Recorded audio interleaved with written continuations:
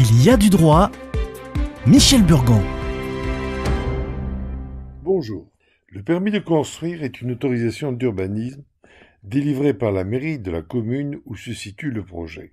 Le permis de construire concerne aussi bien les constructions nouvelles que les bâtiments existants, les travaux d'extension ou le changement de destination. Les travaux qui ne relèvent pas du permis de construire sont en principe soumis à déclaration préalable de travaux. Donc, il faut demander une autorisation ou au minimum déclarer ce que l'on fait avant de commencer un ouvrage. Agrandir une maison, surélévation, véranda, garage, changement de destination, modification de l'affectation de tout ou partie d'un bâtiment, toutes ces actions sont sous contrôle et doivent faire l'objet d'autorisation, de refus, d'injonction, d'interruption, etc. Le citoyen établit sa demande dans les conditions fixées par les textes. Il doit détailler son projet pour permettre à l'autorité de vérifier s'il peut être autorisé, tant au regard des prescriptions locales que nationales.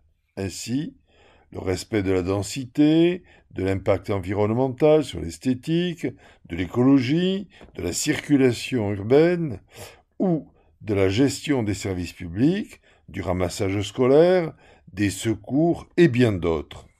Mais aussi, cette demande détaillée va contractualiser la validité de l'autorisation, qui n'est en fait donnée que sous la condition expresse du respect pointilleux d'une exécution rigoureusement conforme à l'autorisation.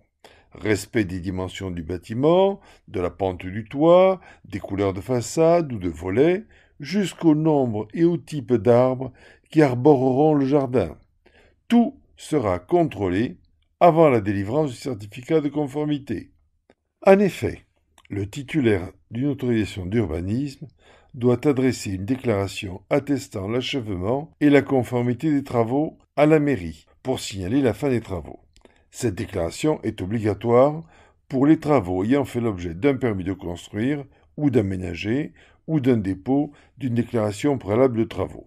Si les agents de contrôle constatent une anomalie dans l'exécution de l'autorisation, une mise en demeure d'y remédier en effectuant les travaux nécessaires sera adressée et, si la régularisation de l'anomalie est impossible, la mairie peut imposer la démolition de la construction.